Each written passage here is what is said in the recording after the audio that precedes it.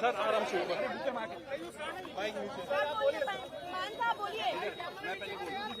पहले संदीप की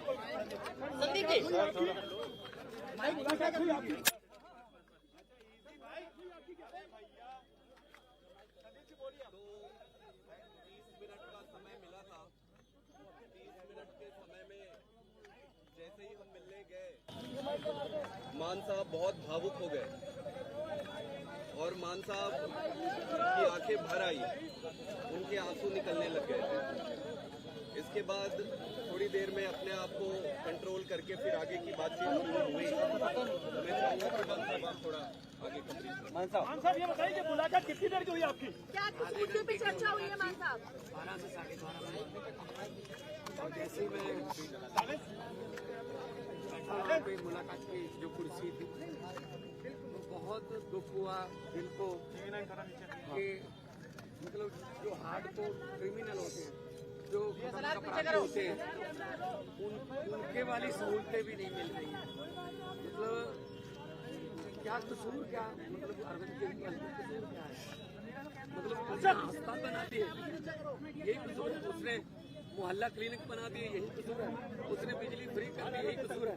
उसने स्कूल बना दिए, यही कसूर है। तो आप उनको ऐसे ट्रीट कर रहे हो जैसे बहुत देश का बहुत बड़ा आतंकवादी पकड़ लिया हो। मतलब जेल का मैनुअल तो जेल का मैनुअल देखिए, इसमें ये लिखा हुआ 102 क्लॉज है। इसमें लिखा हुआ है however the superintendent of the prison may allow well-behaved prisoners to have face-to-face interview after giving due consideration to security and other related aspects. मतलब इससे पहले चिदम्बरम साहब जब अंदर थे तो सोनिया गांधी मिलने आती तो उनको 1 to 1 एक कमरे में बिठा के वो मुलाकात कराते थे। आज शीशे के पार जैसे बहुत बड़ा कोई हार्डकोर क्रिमिनल जो है वो बैठा हो सामने, शीशे के पार फोन पे बात करवाई। मतलब हद हैरानी की। मोदी जी चाहते क्या है? मतलब ऐसे ये ट्रीटमेंट मिलेगी क्या? संदेशा बचाया को सामने नहीं हुई। शीशा लगा हुआ था, फोन पे उधर से फोन पे बात कर रहे थे और शीशा भी ऐसा गंदा शीशा कि शक्ल भी अच्छी तरह एक दूसरे की नजर नहीं आ रही। लेकिन ये जो चीज है ये बहुत ही इनको महंगी पड़ेगी, क्योंकि अरविंद केजरीवाल जो कट्टर ईमानदार है, जिसने पारदर्शिता की राजनीति शुरू की, बीजेपी की राजनीति खत्म की, उनको ऐसे ट्रीट किया जा रहा है। आज मुझे थोड़ा टाइम लगा अपने आप को संभालने में। मैंने अरविंद जी से पूछा कैसे हो, उन्होंने कहा चलो मेरी चिंता मत करो, ये बताओ पंजाब का हाल कैसा है। पंजाब में स्कूल बन रहे हैं अच्छे, पंजाब में जो गेहूं की फसल को मंडियों में उठाने का प्रबंध हो गए अच्छे, पंजाब में जो आम आदमी क्लिनिक अच्छे चल रहे हैं, पंजाब में बिजली फ्री मिल रही है। क्योंकि हम लोग तो काम की राजनीति करते हैं, हम नाम की राजनीति नहीं करते। एक सवाल तो मैंने कहा जी बिल्कुल पंजाब भी अच्छा है। असम में जाके आया हूँ, गुजरात जा रहा हूँ, कल दिल्ली में भी प्रचार करूंगा, कुरुक्षेत्र गया हूँ। तो आम आदमी पार्टी जो है एक सोच का नाम है। अरविंद केजरीवाल एक व्यक्ति को तो गिरफ्तार कर लोगे, सोच को कैसे करोगे उसकी गिरफ्तार? आम लोगों के लिए क्या संदेश है? आम लोगों के लिए क्या संदेश है? कन्हैया कुमार के लिए वो खुद तो दिल्ली से इलेक्शन लड़ रहे हैं। तो इंडिया गठबंधन का अपना एक सवाल है, एक सवाल कह रहा है कि केजरीवाल के जेल में आने के बाद पार्टी में भगदड़ मच चुकी है। पार्टी कौन आम आदमी पार्टी एक डिसिप्लिन ग्रुप है। आम आदमी पार्टी एक बहुत ही मतलब डिसिप्लिन में रहने वाली जमात है। हमारी पूरी पार्टी एक साथ है, चट्टान की तरह हम अरविंद केजरीवाल के साथ खड़े हैं और आएंगे, बाहर आएंगे। और 4 जून को ये बात मेरी नोट कर लेना, स्क्रीन रिकॉर्डिंग करके रख लेना। 4 जून को जब देश में रिजल्ट आएंगे तो आम आदमी पार्टी एक बहुत बड़ी पॉलिटिकल शक्ति बन के उभरेगी। 21 रिटायर्ड जजों ने चिट्ठी लिखी सीजीआई को सर 21 रिटायर्ड जजों ने जब सर से मिले तो हम सबने पूछा कि सर आप कैसे आपका हेल्थ तो ठीक है, आप कैसे हैं?